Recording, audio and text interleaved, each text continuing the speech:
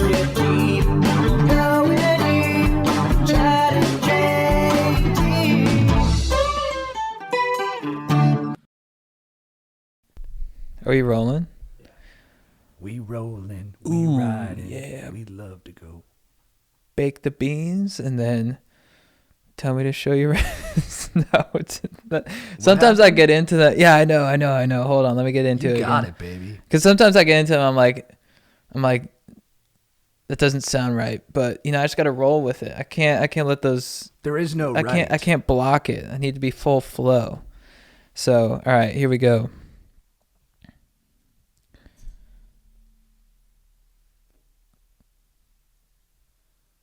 Are you asleep?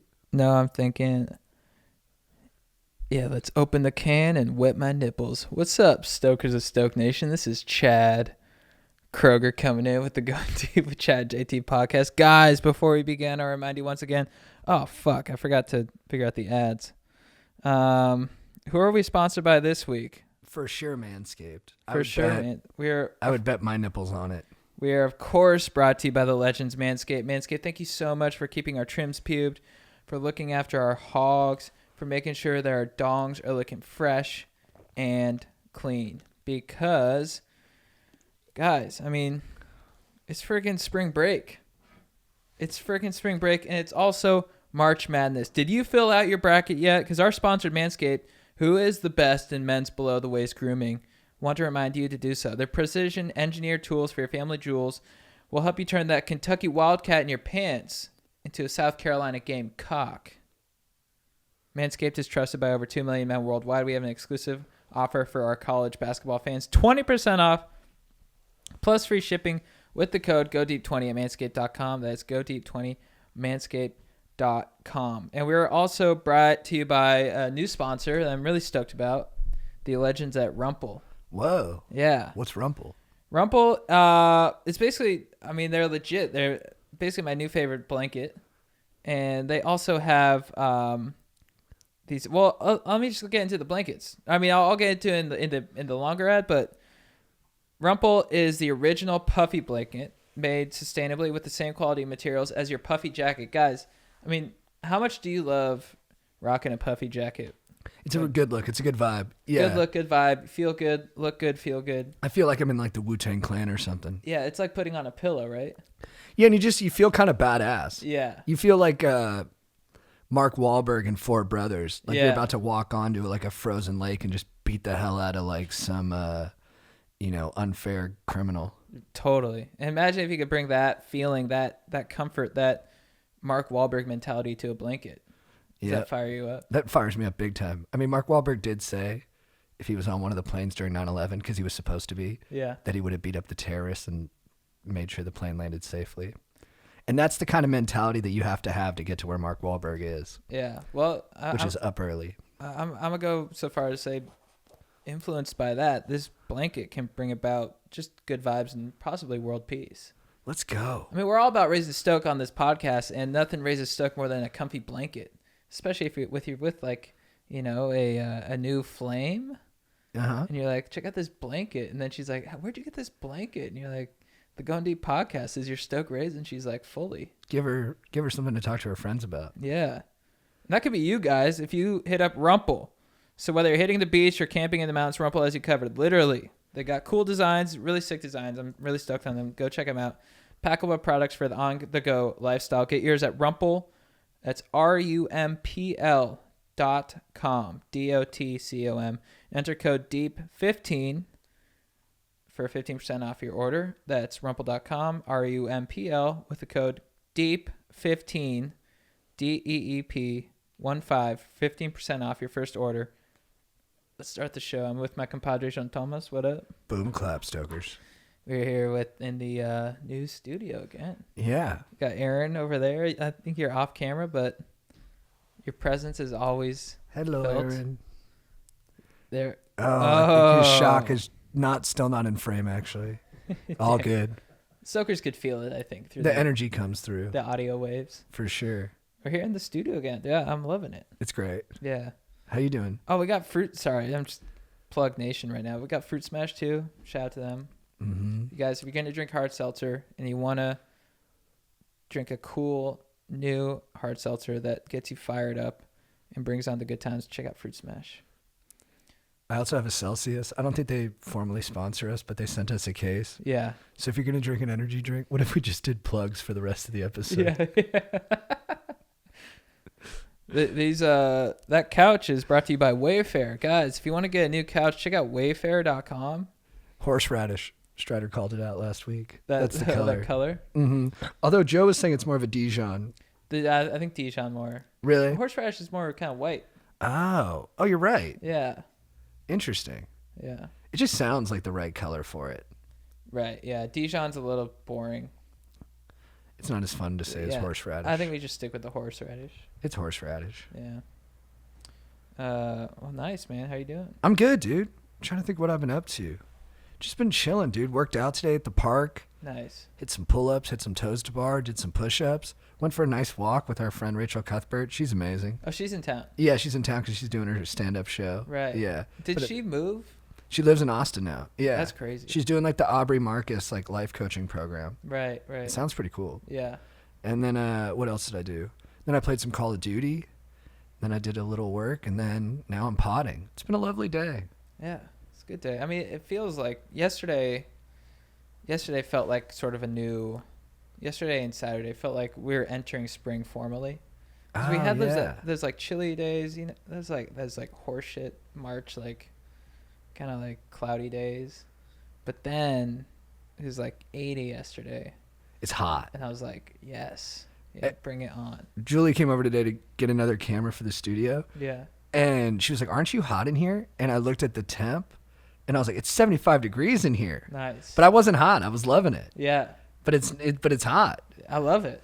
Yeah, it's getting up there. Bring it on. It's that's sort of hot where it's like the new hot that comes in when you're ready for it. You know, it's like I've had enough cold. I'm ready for hot.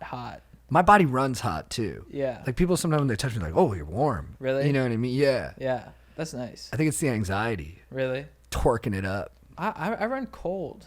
I was thinking about this the other day. I was like, we're like fire and ice a little bit. You know what I mean? Yeah, That's kind of, you're like the ice man. You get in the ice bath, you know? Dude. I'm always freaking out, crying. So it's like, that's kind of our feng shui personally. Feng shui. That was a little Yodi on my part. That's a good point. Val Kilmer's cool too. He's awesome. Yeah. Really good actor. Yeah. I guess they didn't think he could play Jim Morrison in The Doors. So he sent a tape that was like all degraded, like video quality wise, of a Jim Morrison performance to Oliver Stone, the director. And he was like, oh, this is really good. He's like, that's actually me in it. Really? I think that's the story. That's cool. But he had a run there where he was like in that, and he was in Tombstone, and he was really good in something else that I can't remember. He played Cunt in MacGruber. He was really funny in that too. I mean, he aged kind of poorly. It's a bummer. Because he doesn't believe in medicine. He's a He Christian doesn't? scientist. Oh, really? Mm-hmm. Didn't he have does he still have cancer? I think so. Oh, bummer. So hopefully he's doing some medicine for that. But hey, live your life. It's Yeah. up to you. Yeah. Dude, and also speaking of medicine, we got our vaccine shots. Right, yeah. Dude, we're dosed up. Modern. Got the Moderna. Dude, and when we were in line, because you, me, and our friend Dan Yeah. all got our appointments around the same time at Dodger Stadium. And I was like ahead of you.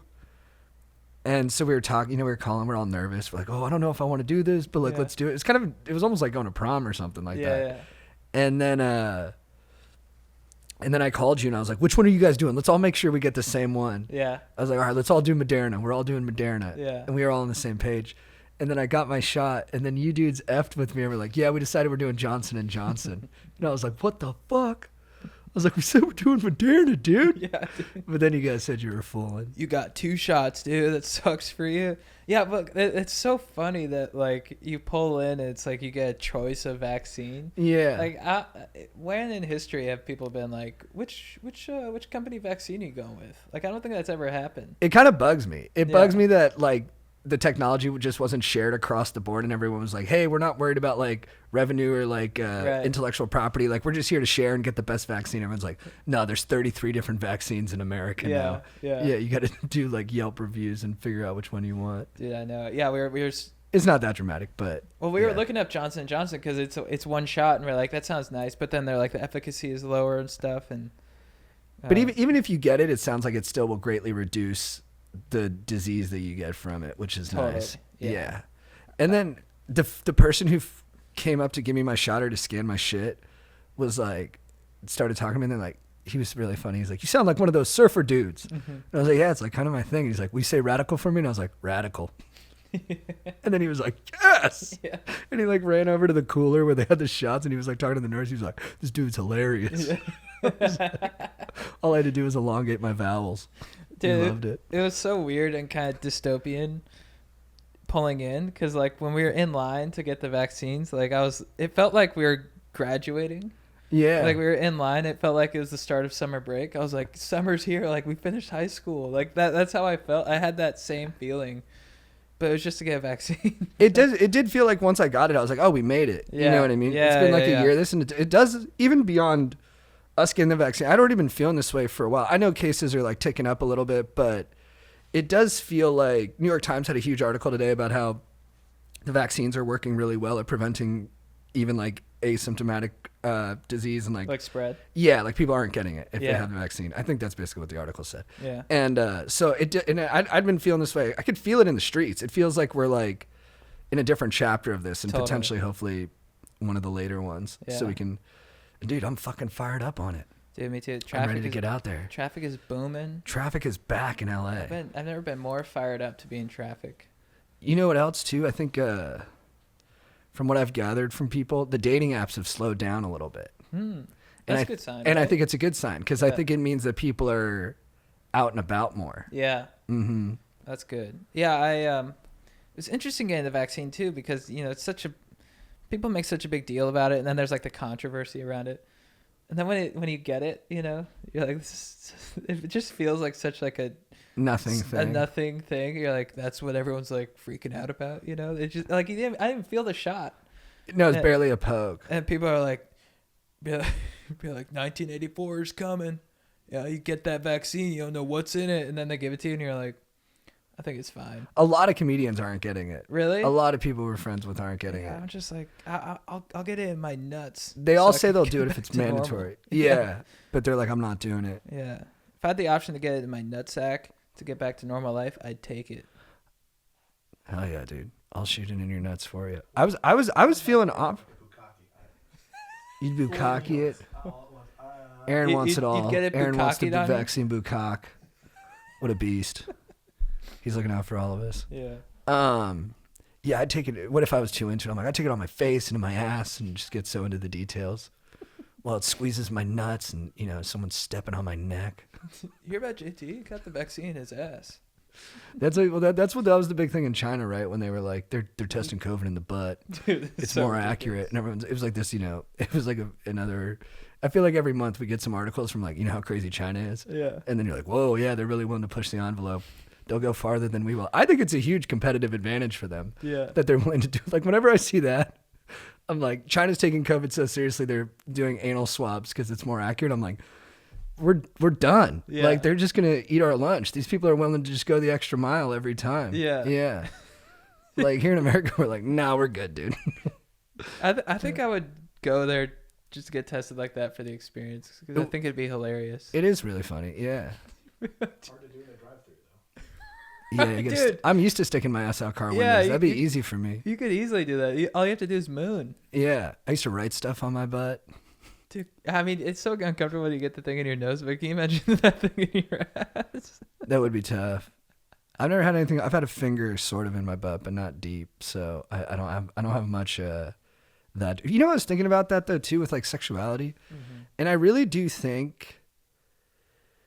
Because I follow some people on Onlyfans, but I follow dudes who have sex with a lot of women. Oh, really? Which is kind of gay, I think. Right? That's interesting. Yeah. And then one time I went to a gay bar and I've told the story before with our buddy, and there was so much uninhibited sexuality. Because when you go to like a hetero club, like, it's pretty restrained. Like guys are trying to hit on girls, but it's all pretty like, it's not in a sexual realm yet. But at the gay bar, there was like naked dudes, just in G-strings, not fully naked. And then like they'd see a hot guy, and then not all of them, but like a hot guy would come up and just stick his face straight in the guy's ass. And I was horny for like 2 weeks after I went there. Really? Yeah, it like really horned me up. Interesting. And then I was thinking like if I had been born and I'd been taught that like hooking up with dudes was cool, I think I could be into like dudes. You know what I mean? But I was just raised where it was like, it's cool if you hook up with a girl. Interesting. And then so I was like, okay, well that's what I'm into. And I think it's pretty deeply ingrained, but it's like, I do think I have some like, you know, and I hate when like straight guys claim that they're gay, especially in LA. It's like a little, I don't know, it just feels like not authentic, but you know, I think I had a little touch of it. Yeah. Yeah. That's cool, but man. not super gay. Just like when I have sex with a girl, I like to like, you know, have a hot dog in my hand and lick it once in a while. Right. Oscar Mayer or Hebrew National? What are we Hebrew talking? National, higher quality. That's good Little stuff. thicker dog. I can't say I feel the same way, but I think that's cool. Yeah, I don't think you're very gay. No. I mean, I like... Not that you're opposed I like to it, but being just... touchy-feely with, with my friends. Mm-hmm. Just because, I don't know, especially with my older brother and his friends and stuff, I would always give them big hugs, you know, because I don't know. I think I just like being affectionate with my older brother, but... That's nice, yeah. Yeah, but I don't think I ever brought a sexual vibe to it. When I hadn't... I think it's cool. When I was deep into my... You know, I claim I was a 24-year-old virgin. Yeah. I should get this out in the open, although it really hurts the narrative that I've kind of convinced myself of. Yeah. But I did put my wiener barely in someone when I was like 17. Oh, really? And then I think she was shy, and so like it wasn't really... There was no give. Right. And then I pulled out. And that was it. Yeah. But technically I didn't have sex, but I was no longer a virgin. I don't think You don't think so? No. Okay.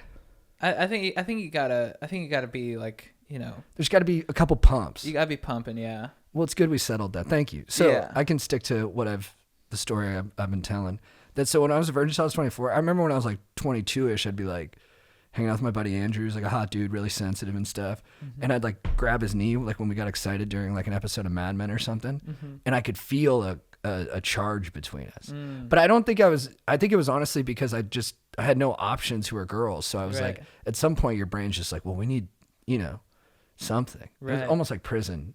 I could see doing that with Andrew too. Yeah, He's he's- probably pretty choice. He's like a sexual conductor, you know what I mean? Yeah. Dude, when he used to go into his room at his apartments, whatever apartment he lived in, Yeah. everyone who walked in was like, man, some fucking happens in here. I can feel it. Yeah. He just had an incredible ability to concoct that energy. Yeah. Yeah. He's sort of like Tesla's reactor. A Tesla coil? He's like a Yeah. Tesla coil of boning. For sure. Yeah.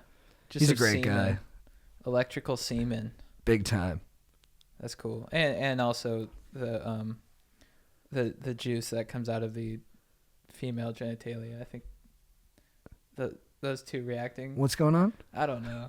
I was trying to be inclusive. No, I saw you getting shy, so I I was know. like, I was digging in. No, but what do you mean? I think I was just trying to be inclusive, but like it's semen. That's nice. It's semen and Be inclusive. I think People love I that. think I get a little bit I love uncomfortable it. saying like pussy. I understand that. I don't know. Maybe am I just so You don't polite? say it a ton. Am I just so polite that I don't know? There's nothing wrong with that. Oh, thanks. It's nice. Thanks, man. I don't like saying that word a ton either. I mean, maybe a little bit when I'm playing Call of Duty, you know. Right. But I do always get like a little pang of like yeah, it's a little harsh. Yeah. Yeah. And I'm not even trying to be politically correct. I just sort of like, you know, and don't get me wrong, I'm horny, I know you are. and I you know, I know you are. I'll get after it, Absolutely. but I think I'll just keep the language nice. Well, sometimes people accuse they're like, you're soft, you're being politically correct. I'm like, no, I don't say this shit. Yeah, like yeah, I'm yeah. like, I'm just trying to be nice. Yeah. Yeah. Yeah. Oh man, that's funny. No, I feel you. Yeah. I was even thinking about that, like, I'll probably cut this, but like with Dave Chappelle's special, his specials, you know, like he talks so much about trans people. And it is like interesting that we have so much public discourse about that when it's a pretty small segment of the population. So I do understand why people like react to it, because they're like, why is this taking up so much like of our media and like headspace and stuff? Yeah. But he did spend like an hour and a half talking about it in all of his specials. And Right. like, I'm just like, and he's so funny, he's a genius, but I'm just like, just be nice, leave him alone. I'm like, you don't need to do an hour and a half. I'm like, hit him with one or two and let's keep him moving, Yeah, Dave. yeah, yeah. I'm in no position to tell Dave Chappelle how to do comedy, but Right. that was what I felt when I watched it. Yeah. Yeah. I was like, just be nice. Yeah. Yeah. I mean, I do say, you know, I can be mean as fuck and say off-color shit, but for the most part, I try to be nice. Yeah. Yeah. I don't know. I think I've always gravitated towards people who are a little bit meaner. In like high school and college, I've always been like, they have this ability to just be mean. And I think I just thought it was funny.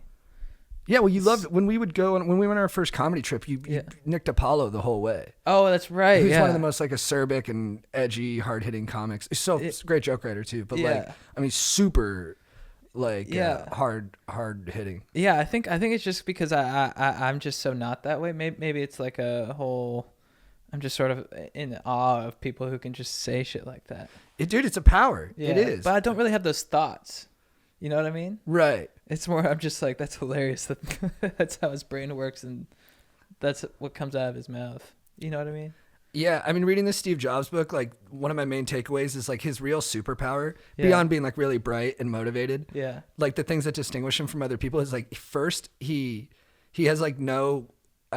he doesn't ever rely on the past to dictate the future. Like, he'll change 180 on a subject or a topic or... Right. Because he's like, no, don't, like...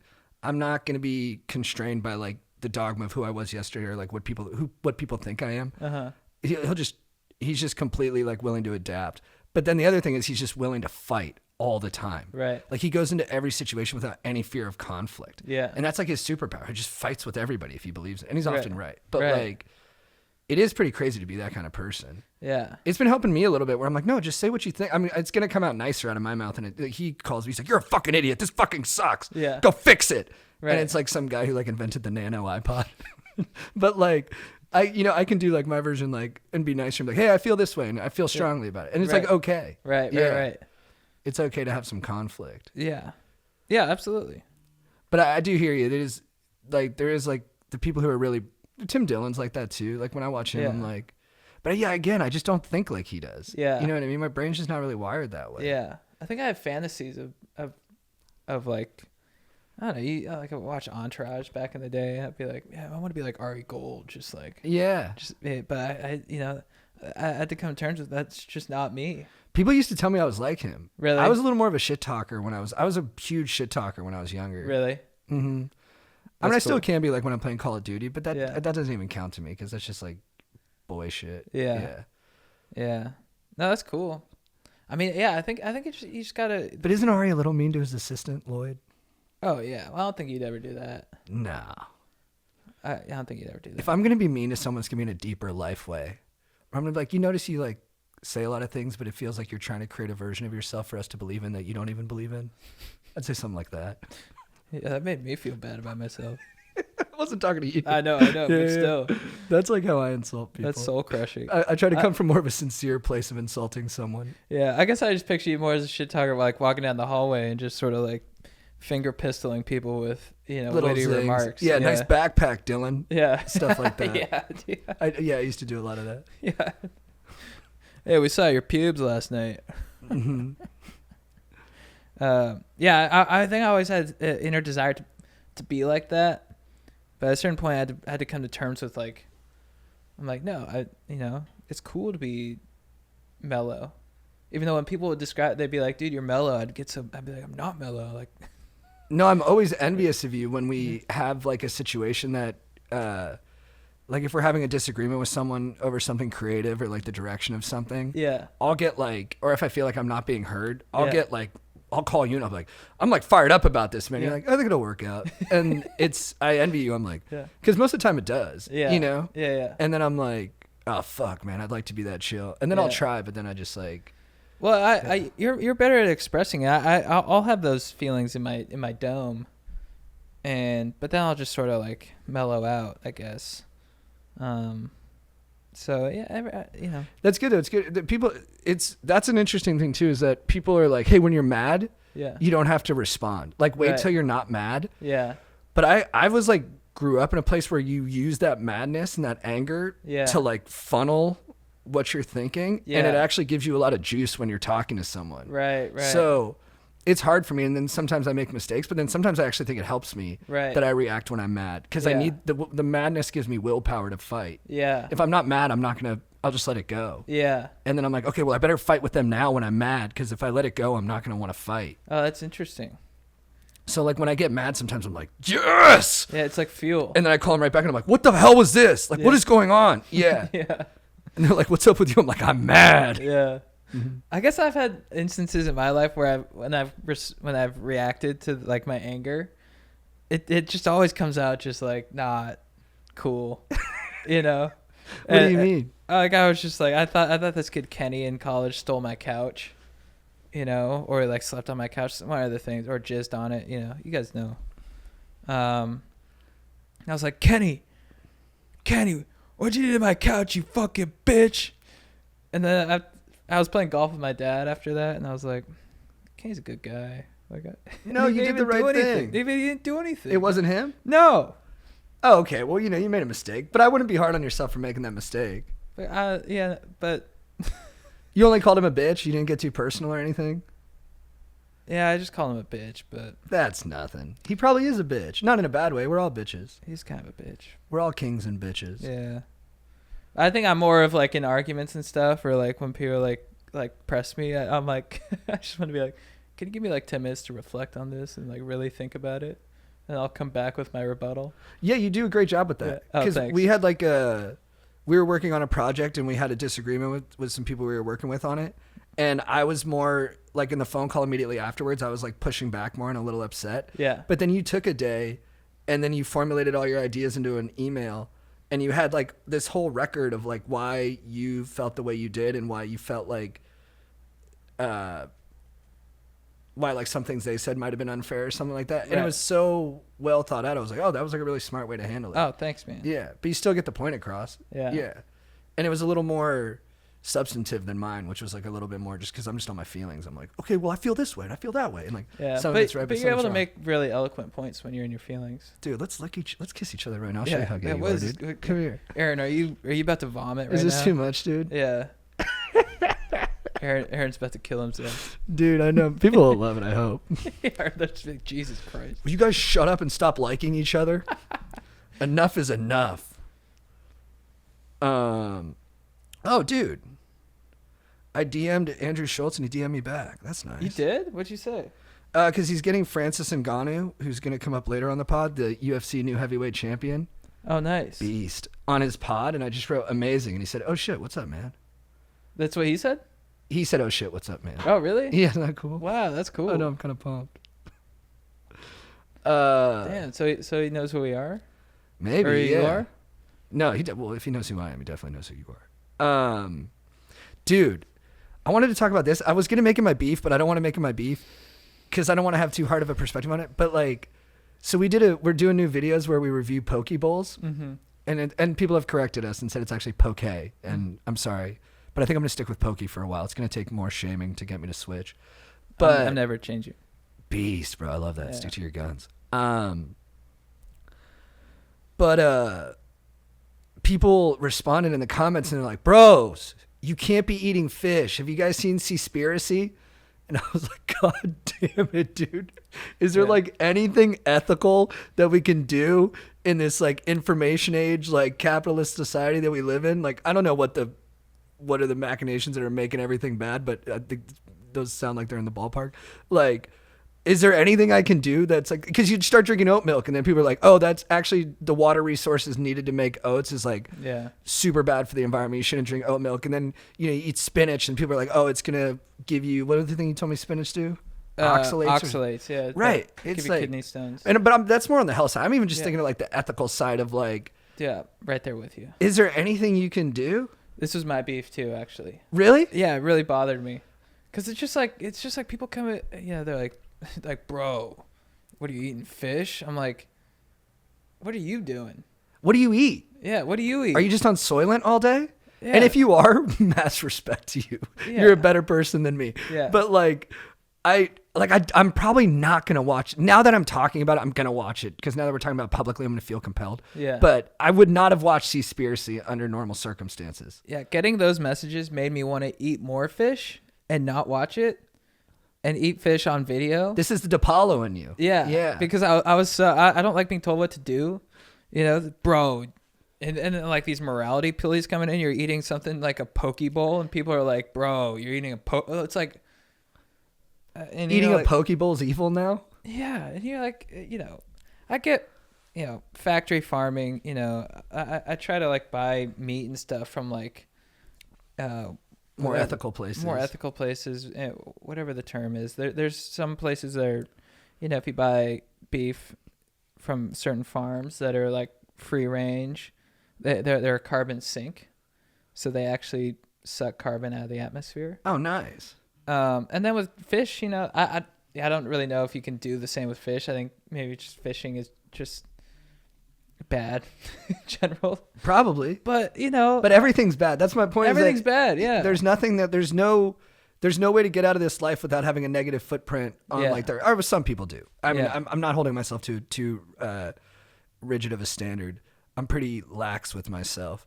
But I don't know. And it was just so surprising to me because it's like it's bros who are getting mad at us, which is kind of sweet because it's like these really like enlightened and involved bros, but they're like, dude, my man, dude, massive love for you and Chad, but dude, for real, tuna, bro, tuna on the main channel, dude, not cool, bro. Check out Seaspiracy.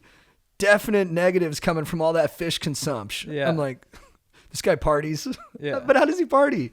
Is he just drinking out of like, what's he drinking out of? And on top of that, people are like, if you eat plants, you're doing good for the earth. I'm like, that's not necessarily true. Like the huge agriculture and stuff, tons of animals get killed with that shit. I mean, there's tons like displacing the animals so that they can make room for all the farming. It's not like that's like, completely harmless. Like you're still harming the environment and you're still killing animals. Right. When you're eating plants. So, go fuck yourselves. Yeah, we're way over our skis now, but if I can say one thing, I don't know what the hell I'm talking about, but you can go fuck yourself. Yeah. But you're cool, man. Yeah. Look, I appreciate it. I got to be a better person. But man, I'm trying in a million different places. I know. It's just, like I'm blown and like I got to focus on my relationships before I focus on like what I'm doing to fish. I know they're not mutually exclusive, but like, I'm fucking out here getting annihilated and doing some annihilating. I can't be worried about where I'm getting my pokey from. I know. But yeah, no, I thank you guys for reaching out, I guess. Yeah, we appreciate it.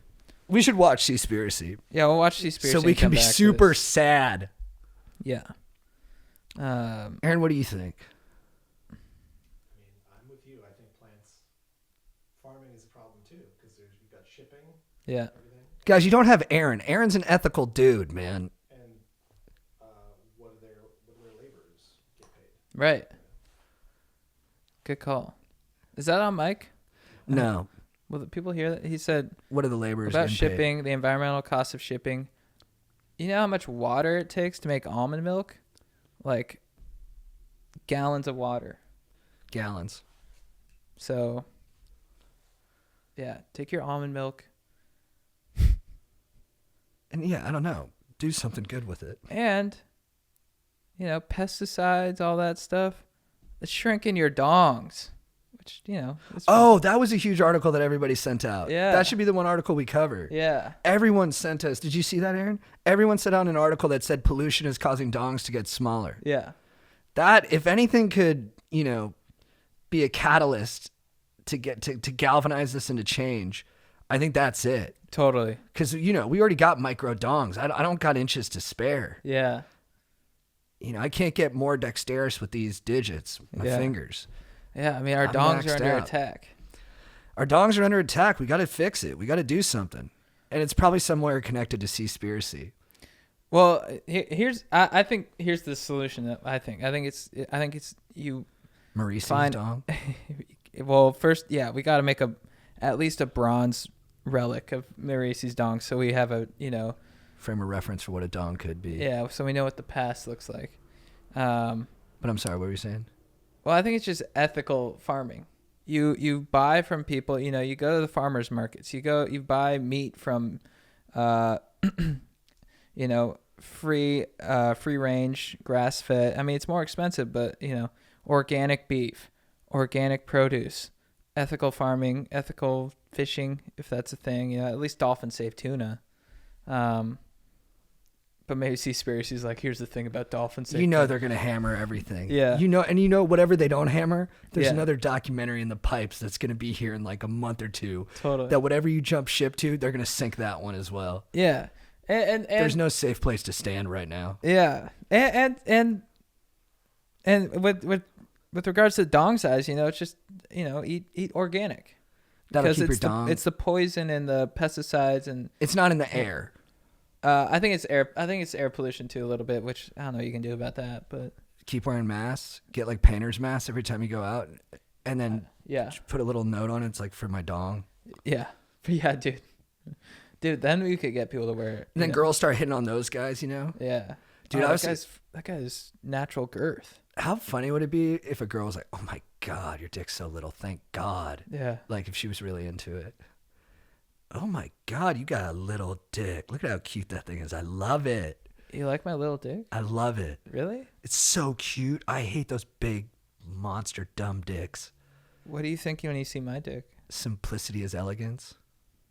Thanks. Do you like my bell end? Mm-hmm. I wouldn't even call it a bell. I'd call it a little, what's smaller than a bell end? What's a little thimble? A little thimble end. For real? For real. Come here. Give me that thing. Do you like how my balls are huge? I have big balls. People comment on that. They're like, you got big nuts. Really? Yeah, I'm like, thanks. Don't know what that's good for. Well, flotation. I guess my brother's got big grandpa nuts too. Really? Let's go, Par family. Let's go. Dude, Yeah. I see about this too. With my ex, she was an engineer, and so I remember I'd get like insecure, and I'd be like, should I know more about science? Should I study engineering? Mm-hmm. And then she would talk about Bitcoin. I just could not care less about Bitcoin. It just doesn't interest me. But I was like, should I learn about Bitcoin? Mm-hmm. It's weird how like other people's like what they value become what you value. Right. But I don't care about engineering's cool. I think that's dope. Like hard Yeah. sciences, that's what's up. But like Bitcoin, I'm interested in it because I just don't want to miss out if everybody's talking about it. But it's not something that I would instinctively care about. I do stuff like that all the time. When we were working on a big project last year, and we were like every day we were with a group of really smart people, Like writers and artists too. Yeah. I was like listening to audiobooks that I thought would make me sound smarter, that I'd have tons of factoids from. Like I got Benjamin Franklin's biography, brutal, and I was just it's like history of United States. I'd just be driving. I'm like, this sucks ass. Was that the Isaacson one? Was it the same guy who wrote the Steve Jobs one? Dude, it might be. Because I think he did Einstein, and I think he did a Founding Father, but I'm not sure which one. Let me check. He's a good writer, though. He really like stays out of the way of the story. But yeah, dude, Ben Franklin, come on. Yeah, let's see. The Ride of a Lifetime, Bob Iger. That was actually sick. That was a good one. Yeah. Yeah, Walter Isaacson. Nice, Yeah, beast. he goes really in depth, but it was brutal. That's got to be tougher to write Ben Franklin's than to write, because you can talk to people who knew Steve Jobs. You can't really. Yeah. How do you do like a first person account for Franklin? Yeah. I mean, all respect to him. He's a cool dude. Wasn't he in Europe and like he left his wife? He was in France and he left his wife in America and he just stayed over there for 30 years. I don't think he even saw her before she kicked the bucket. I think so. I mean, to be honest, I don't think I absorbed any of that audiobook because I would just continually switch to Jessica Simpson.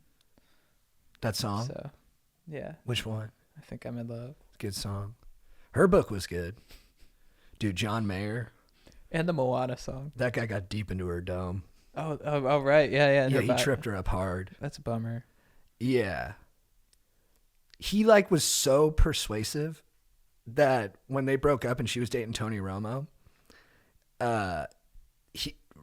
Pete Wentz, who was like one of his good buddies, was dating Ashley Simpson. So he'd go over to like get-togethers with the whole family, and he convinced the parents to reach out to Jessica and be like, "Hey, John's changed. You should like meet up with him." Really? When she had Tony Romo as a boyfriend, but John Mayer was that persuasive. Wow. He kind of like seduced the whole family. Interesting. And then so Romo finds out that she emailed with Mayer, not anything too much, and I think they might have even met up. Like she didn't do anything super inappropriate, but he just got mad and broke up with her. And then he tried to get her back, and she was like, nah, this was like the right thing. We shouldn't be together. And she was like, but he'll never admit publicly it was over John because it would make him look like weak or something like that. Wow. And I was like, yeah, but you put it in the book. Damn. But it's in the book. So who's she married to now? This old football player, Eric Johnson, who was like a tight end for a couple years. I think he had one really good season. Nice. Mm-hmm. That's cool. And yeah, she says that he's like a yoga guy and like pretty spiritual. And I think they had a nice first bone sesh. That's cool. Ooh, va va. That fires me up. I've mentioned this before, and I don't know why it makes me smile. I just have a morbid sense of humor, but her hero and her best friend growing up is like her, I don't know if they're related, but it's this like girl who's like a family friend who's like straight A student, super religious, like gets other kids to join the faith, just like a leader. And she dies because a horse got loose at a rodeo and ran straight into her car on the freeway. And how'd she die? The horse just came through the fucking window and killed her. Sorry. It's funny, right? Because you're reading the book and you can tell the girl's going to go down from like the kind of tone that she has about her. Like it's all kind of like past tense, you know? Yeah. She's like, she was my hero. And then you get to the next page and you're like, then a horse got loose at the rodeo and ran through her truck. And you're like, you kind of look around. You're like, never heard of that happening. And I swear to God, I think I closed the book and I was like, this might be the best book I've ever read. It was a high watermark that was hard to reach again. That's funny. Yeah, crazy deaths. Yeah, sorry. I'm really sorry to Jay Simps, though. That's terrible. Yeah, and I'm sorry that a youth was lost. That's terrible. Totally. But you just don't hear about that much. What was I gonna? Was there something that happened this weekend? I can't remember. I got nothing. You're good, dude. Should we answer some questions? Some listeners have been saying they want us to do more questions. I gotta pee real quick. Yeah, let's do it. Not every documentary is true either. Yeah. That's a good point, guys. Chad's back from the bathroom, and he's saying how, like, and Aaron said that maybe we shouldn't even trust Seaspiracy. Because they lied in, remember the first, like, expose doc, not the first one, because, like, I remember, like, I watched the Enron one when I was, like, 19, and that was really good. But the one about SeaWorld, what was that one called? Blackfish? Blackfin? Blackfish. That was wrong? I heard there was stuff in there that was bogus. Really? Yeah, like the way that they say that the dorsal fin folds because the whale gets sad. I don't know if that's supported by science. Wow. Again, way over my skis here, but I think I heard that from someone who knew. Yeah. But that was a good doc. It will make you really sad. Yeah. Dude, when you see fucking orca whales that are sad, and then they have like, you know, I wouldn't call him a villain. He's a misunderstood, creation of his circumstances. But Tilikum, yeah, the killer whale that just murks like 40, I think he kills like 17. He doesn't kill 17. I'm being way over the top with the numbers, but he fucks up like a bunch of the trainers, and then he sires. Like if you go through all the orcas in America, it's like Genghis Khan. He's like the father of all of them. Right. Oh yeah. So Tilikum's killer That's mindset. A prolific dog. So all these trainers are just, and he would fuck them up. He'd like pin them to the bottom of the pool and like beat the shit out of them. Nice. Like he was kind of sadistic about it. Yeah. Because they were riding his fucking, which is amazing. Yeah. A trainer, dude, how cool is that? You're a trainer on an orca and an orca jumps out of the air and then you fly through the air. Right. Off the orca's nose. Can you imagine that's your job? That's what I'm saying. Dude, I mean, you start dating a girl and you're like, why don't you come by work sometime? And it's just you. That's instantly where my head went. Flying through, yeah. What's up? Oh, is it? They start dating one of those guys because it's like so, and everyone's like, okay, this guy's amazing because he does that. Yeah. Yeah, how could you not? All right, should we do some cues? Yeah. Oh, these are long, dude. But we're doing a lot of questions today, so we can go long. People said that I read fast because I'm trying to show off that I read fast, and can't say you're wrong.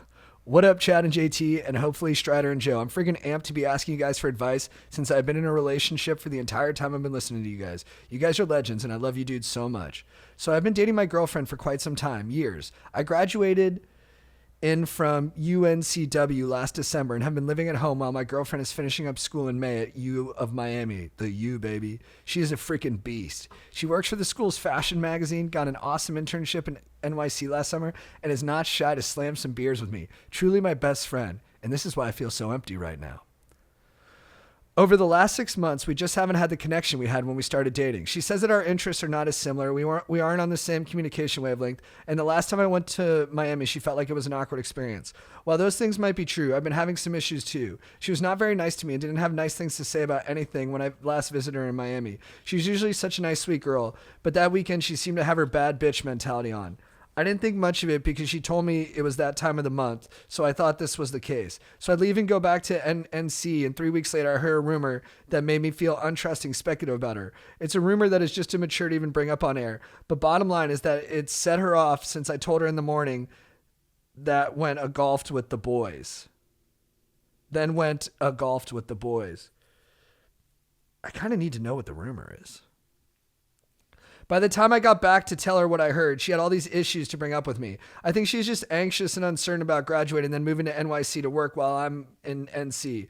Although I'm planning to move there when it's a good time for me to get a job there. I think she's losing hope in our relationship, and I don't blame her, but I'm someone who will fight for the right person. We agreed that she hasn't been holding up her 50% of the bargain in our relationship and that she feels guilty about it. She says that she needs a breather, but I'm really scared that it's not just a breather, and I have a horrible feeling she might be cheating on me due to the rumor that I heard. Okay, well, that's what the rumor is. And also the fact that the fireworks are dying down in the sheets. So many thoughts running through my head, and I was like, well, shit, I'll just ask my freaking boys I've been listening to for 4 years. Love you guys, and I'll write into History as Dank to see what Strider has to say. Oh, that's cool. Nice. Yeah, that's the way to do it. I mean, I think she wants to break up with him and doesn't have the courage to do it. So I think she's being kind of a jerk to kind of, I don't know, make the situation unlivable so that it has to reach this breaking point with one of you guys pulling the trigger. Mm-hmm. And I think this happens a lot, unfortunately. Yeah. I mean, it kind of breaks my heart to say, but yeah, I think, the thing is, man, you're young and these are just the, this is life. This is romance. You go through ups and downs. And sometimes relationships, they kind of fizzle out.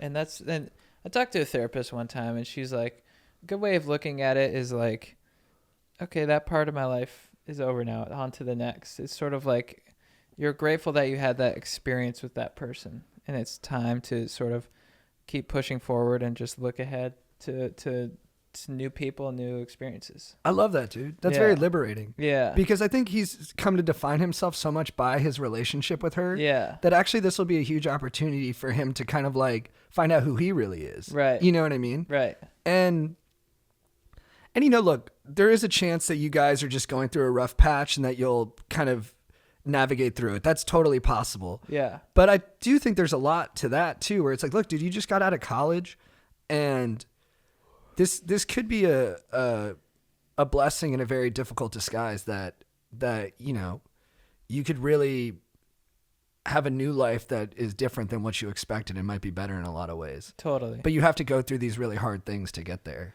Yeah. But also, hopefully she's just, well, I don't know though. I'd be curious to hear more about this rumor too. Yeah. 'Cause I think sometimes too, when people like cheat, they kind of do it because they want to end the relationship. Yeah. Yeah. And so that can be a way to kind of force the hand too. Yeah. And I think, what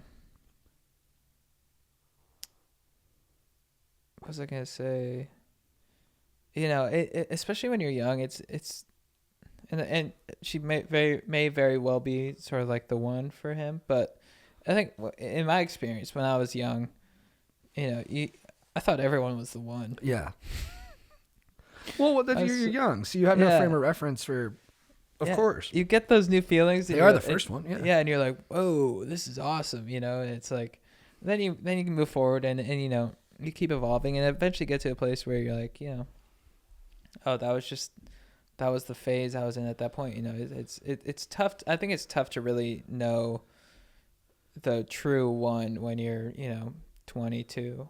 For sure. Listen to Taylor Swift's song, The One. That's a really good song. Really? And it would have been fun if you would have been the one. Yeah. Yeah. And it would have been. Yeah. But what can you do, man? I think, you're doing your best. It seems like, and also like, she can acknowledge that she's not keeping up her end of the bargain. And it's nice that she has that self-awareness. But if it ends there and she doesn't take the next steps to like be more generous and nice to you and stuff, then it doesn't really matter if she calls it out. Mm-hmm. That gives it some breathing room. You're like, oh, okay, she knows. So now, I'll be like, I'll give her a couple more chances without me being like, punishing her for past behavior. But if it doesn't change, then you're like, okay, look, this isn't getting better, dude. Yeah. Yeah. Yeah. So, almost for you, man, like it might be good for you to, I don't know. Like, what do you really think is like the healthiest thing for you? Do you think the healthiest thing for you is to like keep going in this relationship with someone who seems like they're kind of indecisive about you? Or do you think the best thing might be to like kind of take control of where your life's going and be like, look, this isn't good for me, and kind of make a choice based off that, off your own best interests? Not in a selfish way, but just like, you're important to you. Totally. Yeah. I like that. I forgot I should do ads. Oh, I thought we'd do them after this just because right. we went into it quick, but maybe I'm wrong. No, that's cool. Okay. All right, what up? I come to you from the land of Lincoln, Illinois. Last night at a party, this girl came up to me and said her friend thought I was cute. Let's go. So she pulled me over and introduced me. She was a year older. I'm a freshman in college. And after taking older woman, nice. After taking a short while, it felt like the spark just died off. My question is, how can I create a more exciting and interesting conversation to make girls more excited about me? Maybe the vibes just weren't there last night for her, but I feel like the scenario has happened before when a girl shows interest and then just shuts it off. Love you guys, Cody. Yeah, bro. That's everybody, dude. I've had 9 million conversations just peter out. And then you're like, what did I do wrong? What did I do wrong? Everything and nothing, dude. Yeah. You got to be like a DB, defensive back in football. Quick memory. Sort of like a pinball in a pinball machine. You just, bounce from conversation to conversation. Pew, pew. Dude, yeah.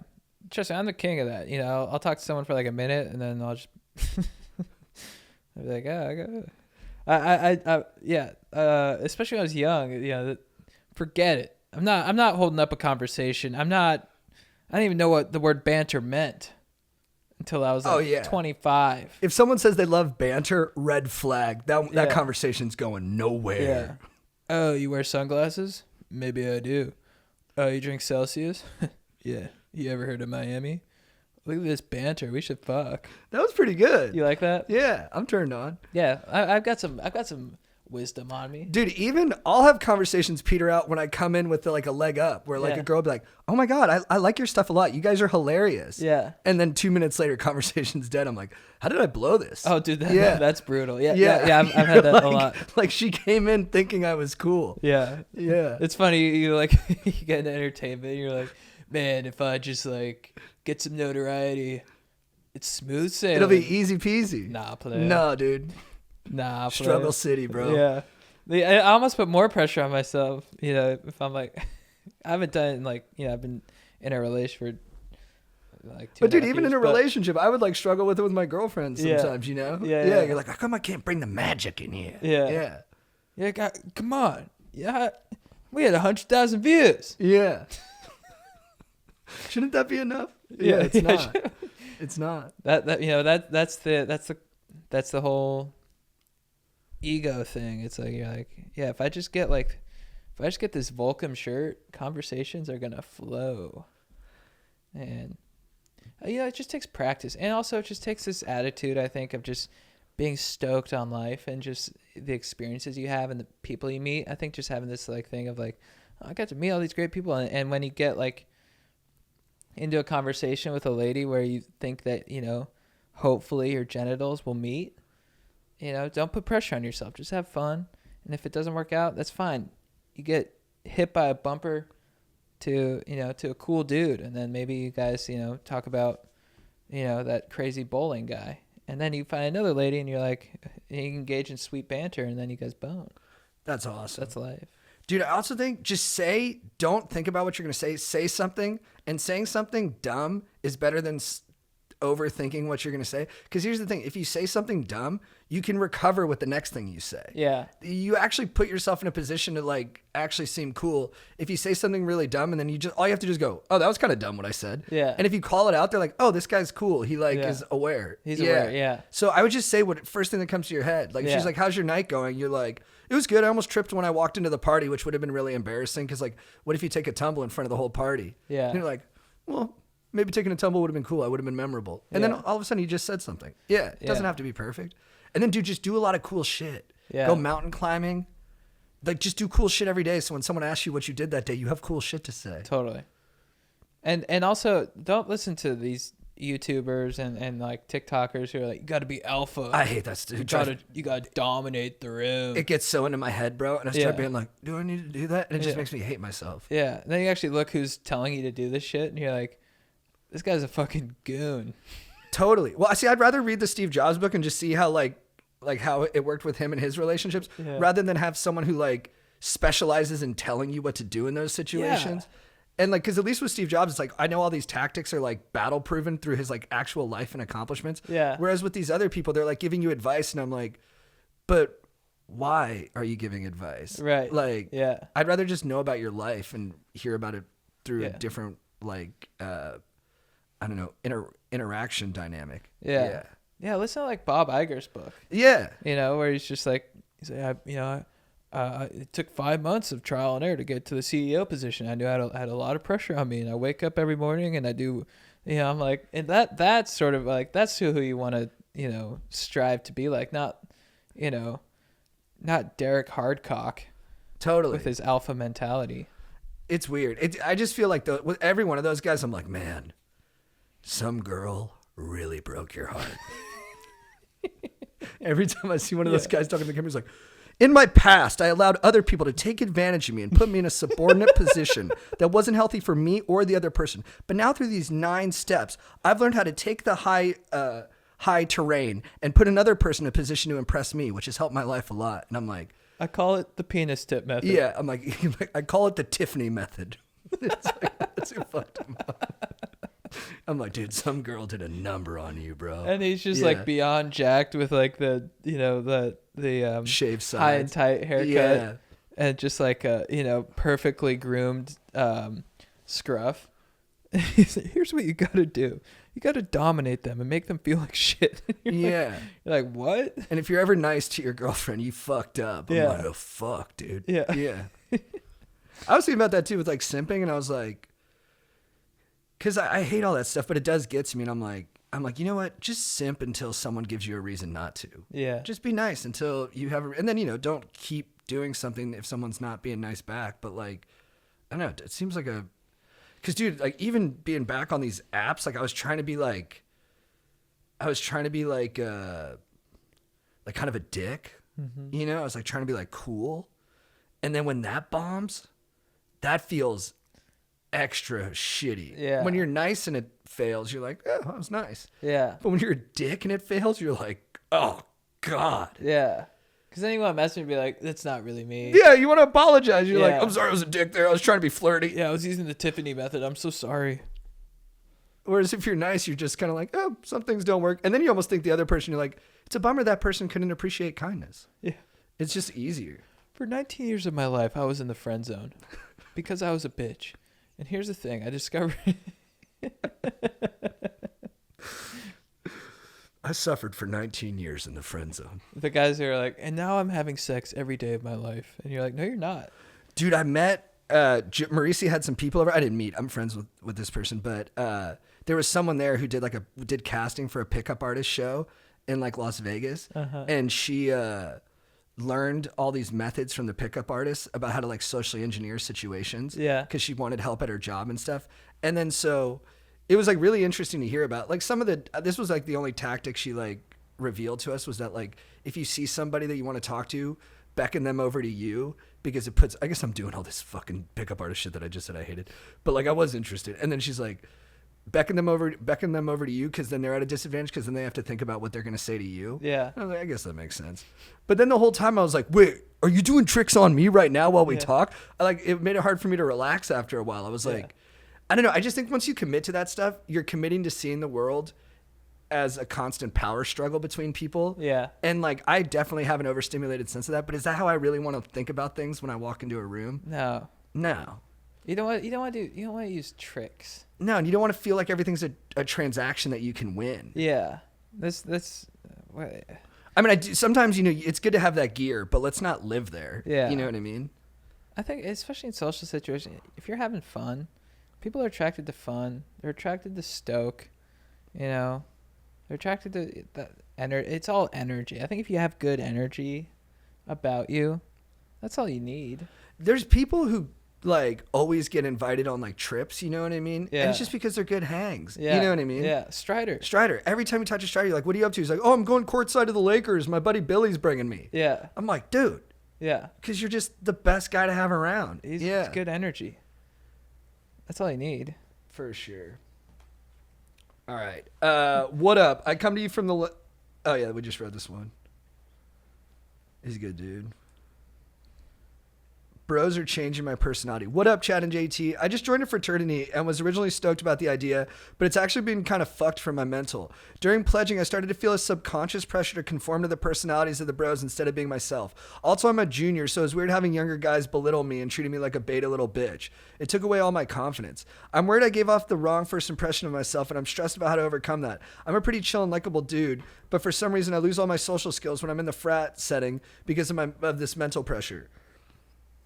How do I overcome feeling like the new guy and gain my personality and confidence back? Much appreciated, Toby Twister. So he's in a new... He's pledging a frat as a junior, which is kind of interesting. It makes me think like maybe he's not having the best time. Maybe he needs more bros, right? Yeah. But then I don't know if he's like the normal bro kind of guy because he feels like he's kind of having to compromise himself to hang out with these dudes. Yeah. Which isn't a bad thing. It's kind of cool if you're a little too like idiosyncratic to be in a frat. I know you'd lose out on some of the benefits of being in a frat, like the access to all the parties and people you'd meet. But I don't think there's anything wrong with not fitting into frat culture. No. It's a bummer for a couple years, but in the long run, that's probably a good indicator of things. Yeah. Not that frats are bad, but because I know you were in a frat and you loved it, right? Yeah, I loved it for... Everyone gets over it, right? I loved it the first year, and then it slowly declined. My buddy was at Boulder, and all the SoCal dudes were in a frat at Boulder. Yeah. And they wanted to make them... if you were in the frat, you had to live in the house like your junior year. Mm-hmm. And everyone was like, fuck that. And they left and like just disbanded the frat. Really? Yeah. Interesting. But I do hear that a lot where people just get over it by like junior or senior year. Yeah, well, it's like senior year, it was like what some of our last weeks. Like, bro, why weren't you at the meeting? I'm like, because I want to go to a stupid meeting. Like, what are we going to talk about? We got to talk about our next party.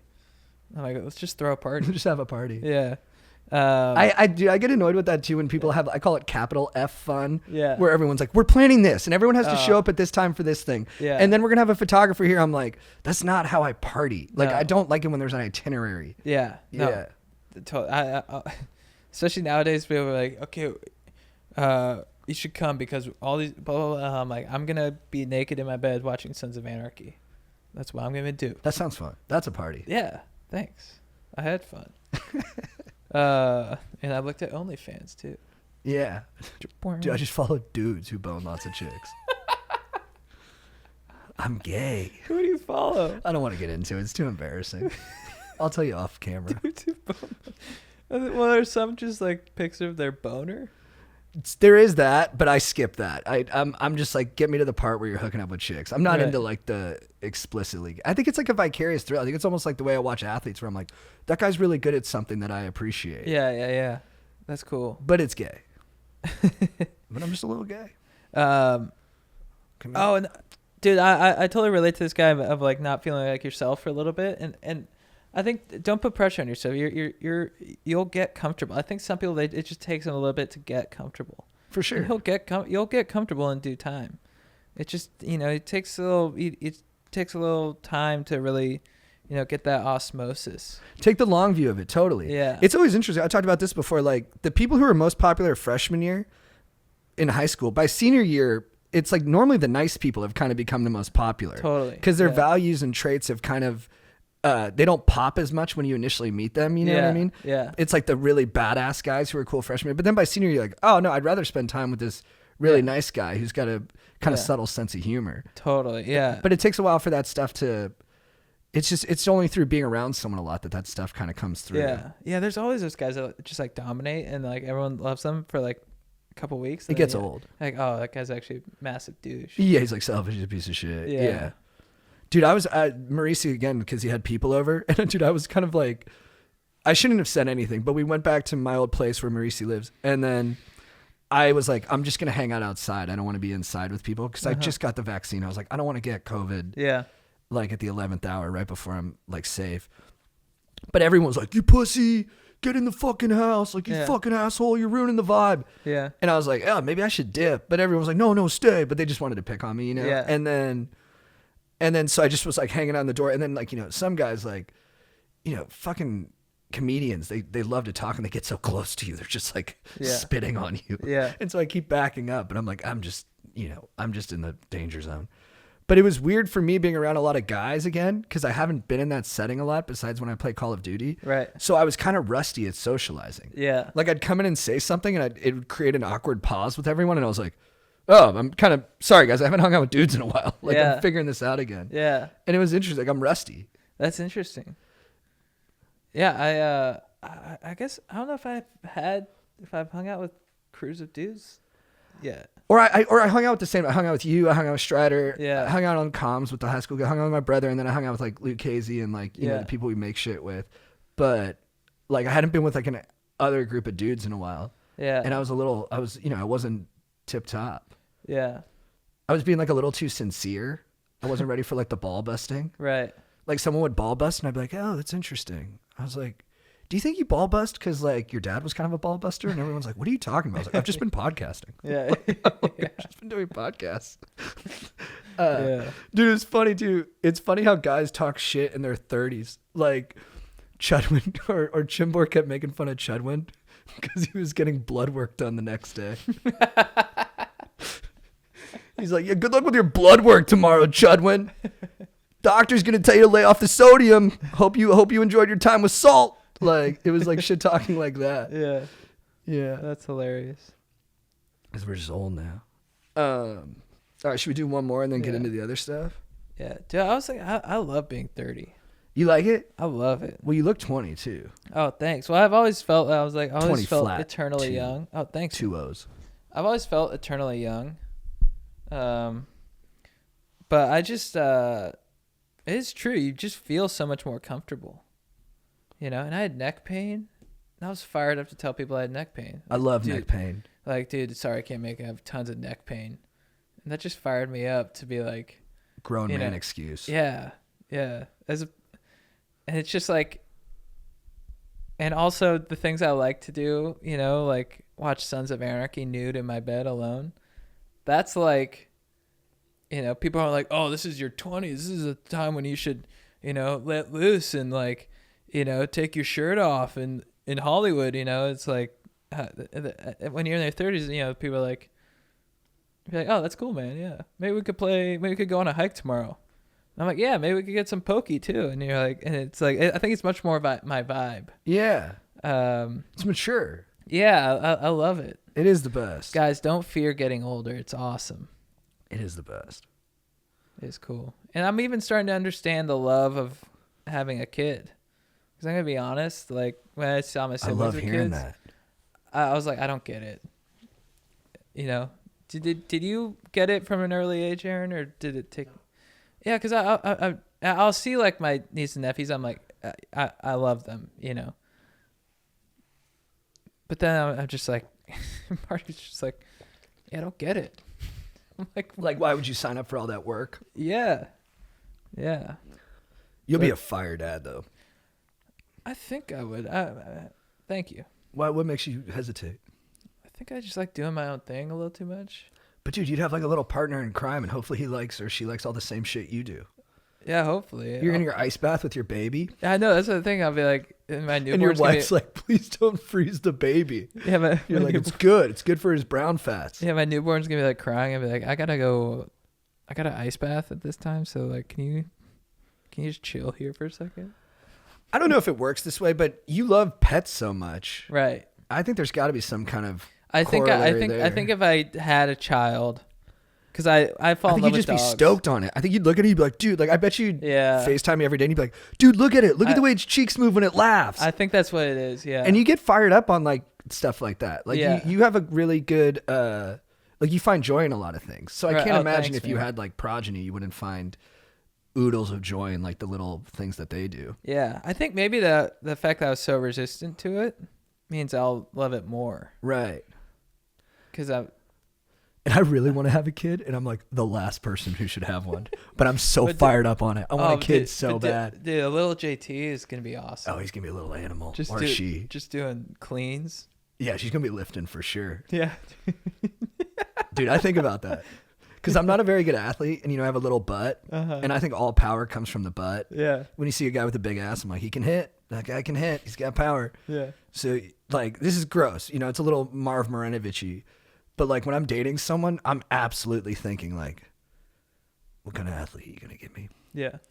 What kind of athlete are you gonna give me? Because I can give him the tenacity, but we need somebody else's frame. We can't use my frame. I don't want him to be a pro athlete, but I'd like him to be, competitive at the high school level in a couple different disciplines, depending on their choice. So you need someone with brothers so you can assess. One of my favorite things about the girlfriend I had when we started the podcast was freakish athlete. It used to piss her off because I'd always bring it up. Yeah. And she thought I was like not respecting her femininity enough. She has a funny. Yeah, but babe, you hit like a truck. She said every time I would bring it up to people, all she heard me saying was, "I love my sturdy bitch." But she had incredible, because her brothers would always try to like hit her, and she grew up with like really tough athlete brothers.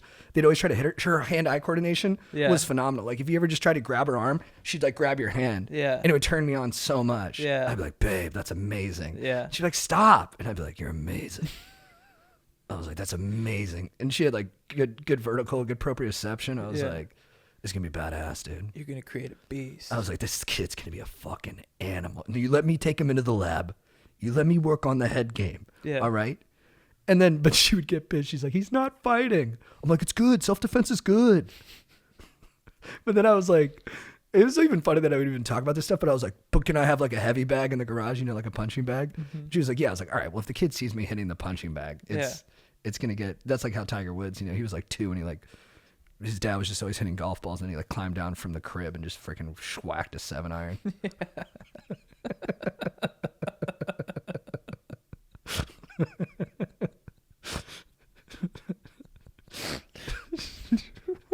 Holy shit. The dad was like, holy fuck, look at him. He had like perfect technique when he was like 2. He's a prodigy. I tried to do a question like, who's more of a prodigy, him or Leonardo DiCaprio? And everyone went Tiger. But I think I think people were not thinking about it enough though. Cause like Leo was in What's Eating Gilbert Grape when he was like 12 or something like that. And he's playing a mentally challenged person and he does it with like incredible, like, I don't know, nuance and stuff. It's not like, it doesn't feel like caricature or something. Yeah. And then he was in This Boy's Life where it's him and Robert De Niro, the 2 leads. And he's like good in it. Yeah. And so I was like, that's pretty crazy. But I guess he's a little bit older. But like, I don't know. It is pretty nuts. He was that good of an actor when he was that young. Yeah. But I get Tiger Woods is a different thing. The thing about Leo is, I think maybe his looks betray him a little bit because people aren't able to appreciate his talent as much. That's a really good point. Because I've always, especially because of Titanic and stuff, you're like, oh, he's a pretty boy. He's an angel. That's why he's a movie star. I think that's why he's kind of fugglied himself up a little bit. I mean, he's still super, super handsome. Yeah. Yeah. But he doesn't seem worried about it. Sometimes. Yeah, it doesn't seem like he's too stressed about it. Yeah. Which is cool. Yeah. Because I'm very stressed about it. Me too. Yeah. I don't have the luxuries you have, Leo. All right, I'm fighting for every inch out here. As he puts on headphones to bone. Have you heard this? No. That when Leo bones, I see a lot of these like famous guys who can get laid very easily. I don't know if they're the most generous lovers because I think it comes a bit too easy and it loses its like meaning or they lose their need to impress, which I think is probably a good thing to have. And then, so what does Leo do when he bones? He puts on headphones. And he hits a vape. Oh, he hits a vape too. He hits a vape and he puts on headphones, like noise canceling headphones, and he only does doggy. Does he listen to something? I think it's like noises, or it's like EDM. He only does like doggy? noises, like I heard it's dog. I might be adding that part. Does he engage in like oral? No, I think it's just basically like run it through the same thing every time. That seems boring. Yeah, I don't think it'd be too fun for the other person, but I guess the story is the big takeaway. Right.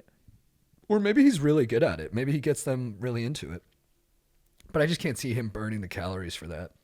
Yeah. I've heard Russell Crowe chants his own name. Russell Crowe does what? He chants his own name? Go Rusco. No, he doesn't. What does He he does say? not say go Rusco. He goes go I'm saying Rusco? what Aaron said. Go Rusco. He goes go Rusco? Dude, I always thought it'd be funny if when you're having sex, missionary, if you smacked your own ass. Oh yeah. Like if you're on top of someone. And you're like, come on. Like just to see what the other person would do. Yeah. Like, okay, you relax, man. But then if you find someone who's into that and is like, yeah, go smack your ass, that's a pretty cool person. Totally. That could be a long-term thing. All right, should we do one more cue or should we hop into the next part? You have to go at 7:30? Yeah, maybe get into the next part. Yeah, probably. Okay, here we go. Oh, you want to do an ad first? Yeah. Do we have time? Should Yeah, I we do have- them after? No, we have time. I'm not on that tight of schedule. I'm just going to dinner at Greg's. But, I told him I might be like 15 minutes late. I'm good. Guys, I'm interrupting this podcast so you know once again that we are brought to you by Rumple. Rumple, what up? Rumple's on a mission to introduce the world to better blankets. Guys, if you go on a surf ski trip, if you're just going to the beach, if you're not even coastal, if you're, outdoors, if you want a blanket, if you're watching TV and you want a blanket, hit up Rumple because there's nothing better than a quality blanket. It's so important. So important. And these also this is how Rumple started. So on a surf and ski trip through California, Rumple's founders found themselves stuck in the back of their van in sub-zero temperatures. And now, while drinking whiskey and trying to keep warm, they had a crazy idea, the sleeping bag blanket. What? And now they're sharing their discovery with the world while also helping the environment. The Rumple original puffy blanket is made with the same materials found in premium outdoor gear and activewear. That's what I'm talking about. You want quality in your blankets.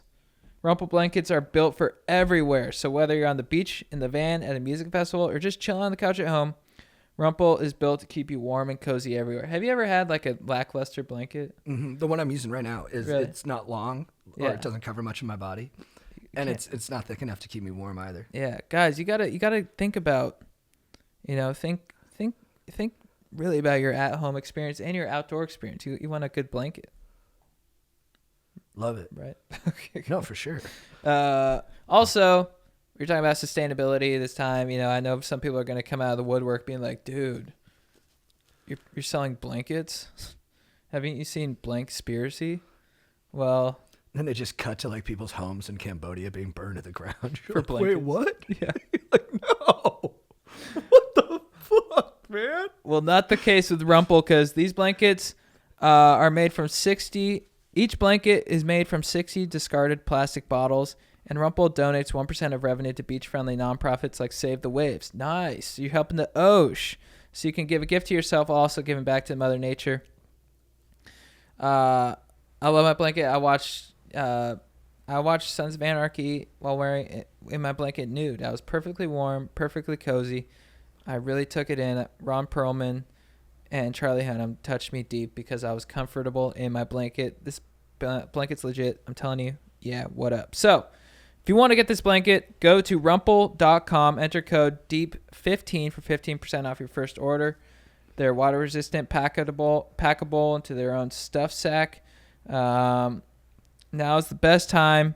Spring and summer are coming. Get your Rumple gear. Go to rumple.com and enter code DEEP15 for 15% off your first order. That's Rumple, RUMPL.com with the code DEEP15 for 15% off your first order. We are also brought to you by Manscaped. Manscaped, thank you so much for keeping our trims pubed, for looking after our hogs, for making sure that our dongs are looking fresh and clean. Because you guys all have pubes. I trimmed my pubes today, and I was just getting stuff done. I was doing laundry. I was doing dishes. I put a new fin in my longboard, and I was like, you know what? I don't feel fully fulfilled yet. You know why? Because I haven't trimmed my pubes yet. So I trimmed my pubes. Felt like a new man. I felt so awesome. Also, we have an exclusive offer for all you college basketball fans, 20% off plus free shipping with the code GODEEP20 at manscaped.com, because you want to get the Lawnmower 3.0. It has LED light for more precise shave. Waterproof, makes your shower shave clean and easy. You get the Perfect Package 3.0, anti-chafing ball deodorant, moisturizer, the Crop Reviver, the Crop Preserver. I mean, you're helping all types of hair, top of your head to your balls. And the boxer briefs are legit. I work out in them. And Manscaped has also partnered with the GOAT, Alex Caruso, and the Testicular Cancer Society to bring awareness to testicular cancer, men's health, and early cancer detection. So, Manscaped is committed to raising awareness for the most common form of cancer in men aged 15 to 35 and giving support for fighters, survivors, and families impacted by testicular cancer as part of their We Save Balls TM initiative. So, get 20% off plus free shipping with the code GODEEP20 at manscaped.com. GODEEP20, manscaped.com. Be the best ball handler this year with Manscaped. Legend. All right. Chad, what is your beef of the week? Or who is your beef of the week? My beef of the week, it was, it was the Seaspiracy thing, but now it's, My bad, dog. No, it's, I had another one actually. Nice. I think I foresaw our discussion. That fish would be the beef. Yeah, my beef of the week is with Jordan Belfort, the real Wolf of Wall Street. Yeah. He just continually posts clips from the Wolf of Wall Street movie, and I'm like, dude, we get it. We get it.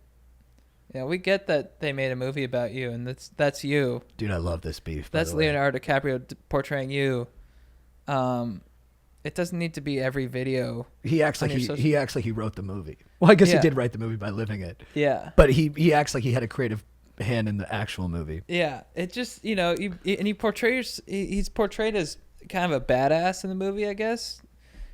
But if you're gonna, it just feels like a high school quarterback. Just being like, dude, check out my trophies. Reliving the glory days. Yeah, and I'm like, dude, I get it. Like the movie's about you. Let's move on. What's the next chapter about? Yeah, let's move. You're the Wolf of Wall Street. It's sick, dude. But like, it's just every time on TikTok, I'll just like be scrolling, and then he'll come up of him just like in like a split screen, just like reacting to like, he's like, look at this yacht scene from Wolf of Wall Street. That's supposed to be me. And he's like, here's some factoids.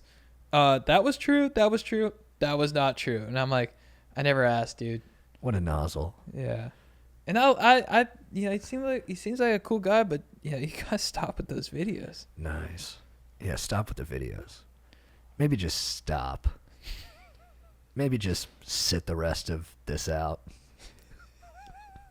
He gives business lessons. Yeah. I'm like, you're not a person that anyone should be taking business. I mean, even like you could say with like the Jobs book, he's such an asshole, you know what I mean? But like, you could be like, is that really the person you want to like base your, but like Jordan Belfort, it's like, that's like 30 levels below. Like anyone who's taking business advice from that guy, it's like, do you like know what you're doing?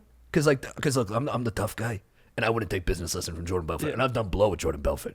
And he's not that fun to do blow with. That's my hot take. And I don't like to talk shit on people, but I've done blow with a lot of people. And I've done blow with Bill Gates. And I did blow with Steve Jobs. And when you did blow with those guys, their brains went in crazy creative directions. You know what I mean? It was fun, dude. You were engaged. Because, I mean, Steve Jobs on blow, that guy could talk. That guy got fired up on some IMAX shit. But when you do blow with Jordan Belfort, he just talks about the Wolf of Wall Street. You're like, dude, I talked to Marty Scorsese about this. I need to talk to your ass. Just shut up, Jordan. You fucking asshole. Look, live your life.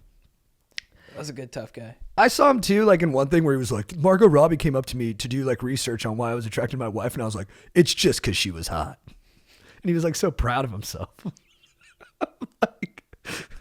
I'm like, you don't have to be so proud of yourself. Yeah. Like it's so cool that you liked your wife because she was like, it's just like, it's not cool. Yeah. he's giving hot takes. Sorry. You know, he's like, I mean, it's cool to, hot people are cool, but, to brag about it like that. yeah. He's Yeah. like, here's what's going to happen with the economy. Well, I'm like, shut up. That's what I'm saying. Do you think Martin Scorsese and Leo were like, dude, that guy is annoying? Yes. Yes. Didn't they get that movie Finance too? Yeah. By like a sheik from the Middle East who ended up like being a criminal too. Oh, really? Like it was literally like Jordan Belfort types like financed the movie. Yeah. Yeah, I don't think they were probably crazy about him. Do you think he calls Leo? He's like, dude, we should hang out. Like, what's going on? He's like, dude, I don't want to hang out with you. And you don't want to blame the art for kind of giving these people like a different like national character that they can then like inhabit for more money. Yeah. But like even with like the I, Tonya movie, like I think 100% Tanya Harding knew that her husband and his buddy were going to schwack the knees. Yeah. Like I think they found Nancy Kerrigan's practice schedule in Tanya Harding's locker, which they left out of the movie. Yeah. I'm not sure about this stuff, but I think that's the case. And then I'm like, dude, if I'm Nancy Kerrigan, I'm so pissed off at that movie. I'm like, no, don't do like a super sympathetic look of Tanya Harding. Like she was an asshole. Yeah. She like busted my kneecaps. Yeah. And then they're like, no, but it's fun. It's fun to take a different perspective on it. Yeah. Right. But I mean, it's art. What are you going to do? Jordan Belfort. Jordan Belfort. Dude, my beef of the week is, what was my beef of the week? I had a lot of beefs too. Dude, my beef of the week is with myself but I actually think it's pretty hilarious. So, but I was in Miami like 5 years ago. Uh-huh. And this is when I was really doing a lot of drugs and partying hard. And when I got there, it was for Thanksgiving. It was just going to be me and my dad. And I get there and my dad's got like a 30-year-old buddy of his out there with him. And I was like a little bit like, you had to like bring another son. You couldn't just hang out one-on-one with me. But my dad, it's a different dynamic. So I totally got it. And the guy was super cool. But so I spent the whole week just trying to out-party the guy. Mm-hmm. And I ended up out-partying him. Yeah. And he was like really sick one day from raging with me. And I heard my dad on the phone go, man, JT can really party. And I was like, hell yeah, dude. I remember that. But that wasn't the beat. But like, but when I was out there, a dude we're friends with in LA was like, hey, I'm in Miami, man. Do you want to come out to a party? And I was like, for sure. So I hammered a bunch of Adderall and I went to the party. And I get there and he has a cute sister, but she has a boyfriend with her. Yeah. But I'm like all effed up, and I'm like, I'd love to talk to her at some point. So then we're at this, he brings me to like this weird party, which is like, it was like someone's like college graduation. And they all knew each other, and I was just kind of this weird guy who was there. But because I was on drugs, I was like, I didn't care. I was like, this is amazing. Yeah. And then the boyfriend goes for a walk, and then the sister starts fighting with the mom about how the mom doesn't like the boyfriend. Uh-huh. And she's like, you don't like Will. And the mom's like, I never said I don't like him. And she's like, you don't like him. And she's like, I just don't know if he's right for you. And I'm like, whoa, I can't believe they're like having this out. So I'm just standing watching them fight. And then the sister goes, and you're so like, you did this. I've been with them the whole night. And the sister is like, and earlier you were like really dismissive of him when he talked about like his job aspirations or something like that, which wasn't the case. And then I slid in and I go, hey, hold on. I go, I don't think your mom did that. I think you're being unfair to her. And then the sister was like totally stunned. She's like, hey, you seem like a nice guy, but I don't know you. I'd prefer if you stayed out of this. Mm-hmm. And I was like, look, I just felt like it. I'm sorry, did I get really loud there? I was like, I'm sorry, I just felt like it needed to be said. And then they went back to fight. I never talked to her again. But that was like my moment of like casually flirting with her, was taking her mom's side in a fight. I don't know you. Yeah. She turned to me and she was so stunned, and she just like sized me up, and she was like, she went easy. She was like, look, you seem like a nice guy, but you should stay out of this. And I was like, yeah, no, for sure. With my crazy manic eyes, I was like, no, I hear you. I was like, let's fight about it. Let's talk more about it. That's awesome. Yeah, that's my beef of the week. Chad, who's your babe of the week? My babe of the week is the sun. They say, you know what true love is? The sun. Because the sun gives you a tan. It gives you vitamin D. It gives you light. It gives you warmth. If you let it penetrate your genitals or your beehole, it gives you untold amounts of energy. and ask for nothing in return. Yeah. So that's my babe. Dude, that was a fire, babe. Thanks. The beehole. It's potent. I follow this one on Instagram where the guy's like constantly, he's just like, you need to sun your balls. Makes And sense. I'm like, really? My favorite skepticism about the vaccine is all the dudes who are worried about dick stuff. Yeah. They're like, no, man, I heard it fucks with your semen. Yeah. I'm like, I'm pretty sure that's just like the number one way to scare guys. Yeah. And we were always afraid of that. Like anything you take, people are like, are you taking that? That's actually bad for your balls. Yeah. Yeah, dude, We're very protective. I had an idea. I had an idea for a tweet. I took it down pretty quick because, Oh, I like this tweet. Is this the one you sent to me? yeah, people didn't get it. You're so good at it though. You got to keep going. Because I've always thought you were great with those things. Thanks, man. Yeah, I people didn't get it. But the people who do get it. But keep going. Yeah, Sorry. but What was it? people were like, I was feeling a little bit fluish from the vaccine, just like side effects for like. So I thought it'd be funny to tweet, like, dude, I think the vaccine gave me COVID. Well, because some people really believe that. Yeah. Yeah. Like our friend today, I was talking to one of our buddies, and she was like, I know 6 people who have died from the vaccine. Yeah. And I literally went, no, you don't. Yeah. And she was like, I literally know them. Are you Yeah. saying they died from something else? And I was like, yeah. Yeah. I was like, I don't think they died from the vaccine. I Yeah. think we would have heard about that. Yeah. But yeah, it's a good joke. Yeah. It's people got. Maybe I should have kept it up, but people were just like, What was the joke you had? You're spreading misinformation about vaccines. I'm like, I'm being sarcastic. You're really good at it. What was the joke you wrote on the day of the when the Capitol building got stormed? I was gonna say, I should have kept it up. It was hey dudes, I'm going streaking tonight. If anyone wants to cruise. Like just oblivious, right? Yeah, Like, just you didn't- oblivious. Like, Yeah. I had no idea what was happening. I'm gonna start tweeting more. Tweeting's scary though, because that's how That's how people get in trouble. Yeah, when you just sort of like, why tweet? Yeah, what's the upshot? Yeah. I just think you're good at it. Thanks. Yeah, maybe I'll keep thinking on them. Dude, my babe of the week is Craig Robinson. Mm-hmm. Our friend Rachel did her stand-up show on Saturday. Our buddy Amir performed on it. He had a great set. And then Craig Robinson went up last, which he traditionally does on a lot of shows. Like when I first moved here to LA, he would always go last at the store or at the Improv. Yeah. And him and Jeff Ross would be on stage till like 4 a.m. Yeah. And I'm like, man, this guy doesn't want to go home. And it's true. He loves being on stage and he's such a pure entertainer. Yeah. Like he's really funny. He's got great jokes. Yeah. But it goes beyond that. Like he just sits there at the keyboard and he creates an energy and he plays music and it goes beyond like stand up. It becomes like a full, like, it's almost like a Coachella set or something like that. And he creates this excitement that like, I know it's hard to do with just telling jokes. Yeah. You know what I mean? And you get so fired up. And then it even hit me because, I'm still busted up from the breakup.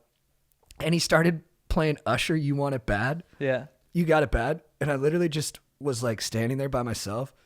And I just got so sad. And I looked at the ground. And then I was like, wait, people are going to see you looking like this. And then I was like, let them see. Stand here. Just be who you are. And so I did that for another 10 seconds and I was like, no, that's weird. Just go grab a beer. And then I walked away. But, he just gets so many emotions out of you. And again, he went like for like, I guess the show had a hard out, so he couldn't go as long as he wanted. But he just kept going and it just, everyone left in such a good mood. Yeah. And he's just a pure entertainer. Yeah. Like, I don't know. He just really seems to get so much joy out of getting everybody else joyful, and it's so special. Right. Yeah. So yeah, he's also his career. He's fucking hilarious as Daryl in The Office. He's hilarious in Hot Tub Time Machine. He's got a great deadpan. He's funny and everything. But really, when you get to see him live, it's just like, I don't know. There's no way you dislike it. There's just no way. I remember when I first moved to LA, and my first show at the Improv, I watched. I was like really starting to get into stand up a little bit. He went on stage and I was like, when you first moved to LA, you start seeing celebrities a little bit. It's amazing. Like I was like, whoa, Craig Robinson. First show I saw, Daniel Tosh went up and then Louis C.K. followed Really? him. Mhm. Damn. And then some regular dude had to follow them. Yeah. And it broke him. Yeah. He went up afterwards and he was like, oh, I'm sure you guys are all disappointed. Like he let he led with his insecurity. And then someone was being kind of loud ordering food, and he was like trying to do his joke, and he's like, so I went down to the post office and then they said I needed to come back, and then he goes, hey, just get the chicken wings. He was really flustered. He was super flustered. I mean, it was a tough spot. This is when Daniel Tosh and Louis were like the two most prominent comedians in the world. Yeah. And I just remember watching him go up, and I didn't know anything about stand-up, but I was like, this guy's gonna bomb. Maybe it was like one of those sets where, you know, when you're trying to get club sets, and he's like, I got it. Like, I finally got a club set, main room. And those are two people go before you. And you're just like, it's so funny. I remember seeing people after their sets, so, you know, they like their first set in the main room. I'm like, how'd it go? They're like, yeah, it goes bad. Well, you're following the best comedians in the world. Yeah. Who have like just boundless charisma. Yeah. And there's a huge difference. Yeah. You know, even watching, because Rachel booked an amazing show. She had Neil Brennan, Eric Griffin, Taylor Tomlinson, Emily Browning, Amir, Craig Robinson, all these, like, it was like a main stage comedy room show. And I was like, man, these people are so, you know, it's like they always say about MMA, there's levels to this. Like when you're with those people, they've done so many sets in front of such big crowds. It's like, they're just geniuses now. Right. Yeah. Yeah. And I guess Neil Brennan's really into ayahuasca now. Really? Mm-hmm. Interesting. I was sort of like thinking like, should I? You totally should. You think so? Yeah, it'd be great. You'd love it. I'm too scared to do it. I did acid once. I'm good. I feel like I've gone there. Maybe I don't want to rule it out forever, but I'm a couple years away. I mean, I love doing shrooms, but I'm a couple years away from doing something like I have a friend who's doing DMT next week, and I'm like, I can't do that. That's too crazy for me. I think the idea of shitting myself in front of, like, I'm sorry. No, you'd laugh about it. Shitting myself? Yeah, you'd make it cool. Everyone would be fired up. You don't think you'd find joy in that?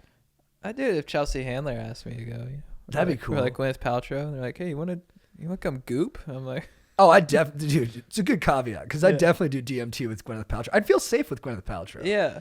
Like, how bad are things going to go? Gwyneth Paltrow's there. You're good. Yeah. She's not going to freak out. Yeah. People give her flack, but I think it's cool. She says she blew it with Brad Pitt. She says he was like the perfect boyfriend, and she just Really? wasn't ready. Yeah. Which is kind of crazy to think about. But her husband now, Brad Volchek, writer from Glee. I used to like his episodes the most. Hot guy. Nice. Got a lot of inside baseball knowledge here. All right, who's your legend of the week? My legend of the week is Ja Rule. Bro, let's go, dude. Yeah. You got great legends and babes this week. Dude, thank you, man. Yeah, this is an all-time dude. set. Saturday morning, I was vibing. I woke up at like 8. I was gonna go surf Huntington with our dog Austin, who's the man. Great guy. Shout out to Austin. And I was like, I was making some coffee for myself, and I'm like, you know what would compliment this? Ja Rule. And we talked about this, about how 50 Cent broke him, and it's such a shame because he had such good songs.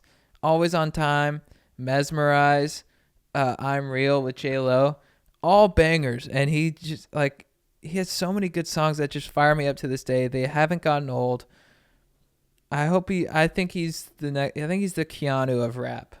Oh, dude, that'd be nice. He has a comeback. That'd like be a nice that, trajectory. like Keanu. Yeah, that'd be awesome. Cause 50 was cool during Get Rich or Die Trying, and then his coolness just kind of. I mean, when he talks shit to people, it's pretty funny, but he's good at talking shit. Yeah, but it's funny that he went after Ja Rule for being soft. Yeah, and Ja Rule like tried to go with harder music after that to prove he wasn't soft. Yeah, but the stronger move would have been to stick to what he does and not conflate his music with his toughness. Yeah, because now 50 Cent is like a business guy and like an actor. Yeah, it's like he's tough, I'm sure, but like the stuff he does doesn't feel tough. Not the way Get Rich or Die Trying felt. Yeah.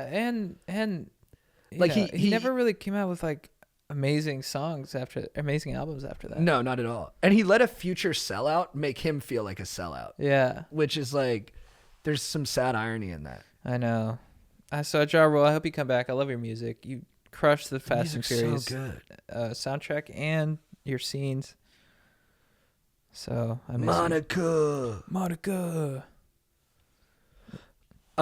Dude, my legend of the week is Francis Ngannou, the new UFC heavyweight champion. Nice. So he fought a great champion, Stipe Miocic, on a Saturday, and Francis Ngannou is what you want a heavyweight champion to look like. He looks terrifying. Nice. Like, he's so jacked. Yeah. He's like 6'4", like he's got to cut some weight to hit the weight limit. He's like 265, just all muscle, and he just obliterates dudes. And I think you want, because the heavyweight champion in the UFC is by the measures that we have, the toughest guy in the world. Yeah. Like the guy who can beat up every other person in the world.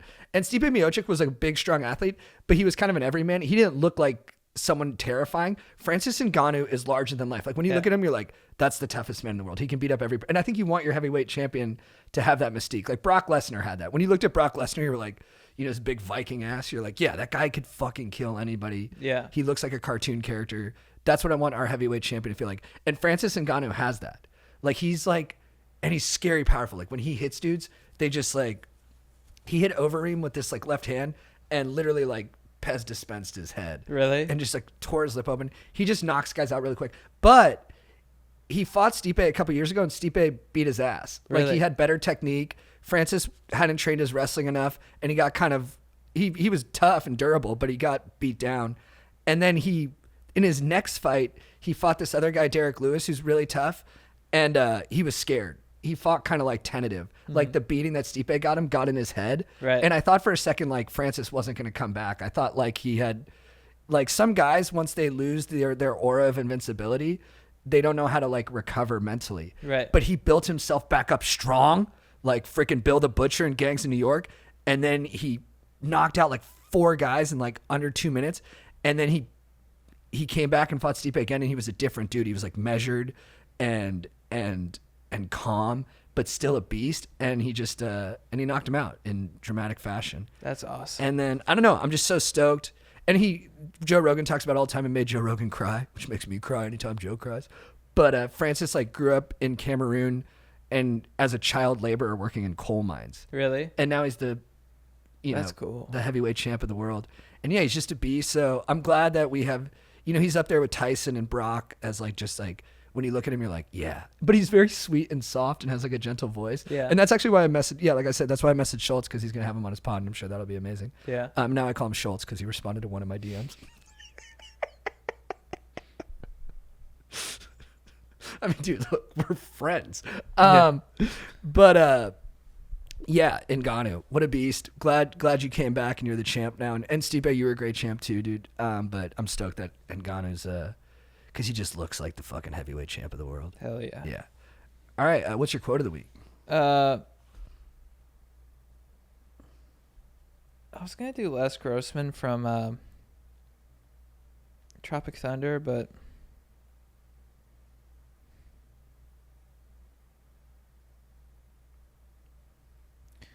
fuck. Dude, I'll go real quick. My quote of the week, and this is what I was talking about earlier. I kind of misspoke. What I think would be really cool for a girl to say right before sex when she first sees your penis is for her to go, "Oh my God, thank God. I thought you were going to have a huge dick." Because it's like you got that BDE, that big dick energy that everyone talks about, but it's nicer because you have a small penis, which is better. And she appreciates that. That's awesome. I like that. Thank you, man. Okay, so this is an exchange between Kirk Lazarus and Tug Speedman in Tropic Thunder. Me? I know who I am. I'm a dude playing a dude disguised as another dude. You a dude that don't know what dude he is. And then Tug Speedman, or are you a dude who has no idea what dude he is and claims to know what dude he is? Nice. That's a great scene. Thanks. Dude, my phrase of the week is a movement of the week. I got a new movement. They're changing Verdansk in Call of Duty. They're coming up with a new map. Fully? Yeah, but I want to keep the old map. I want to keep Verdansk the same. So that's Yeah. my movement, and that's my phrase of the week for getting after it. Keep Verdansk the same.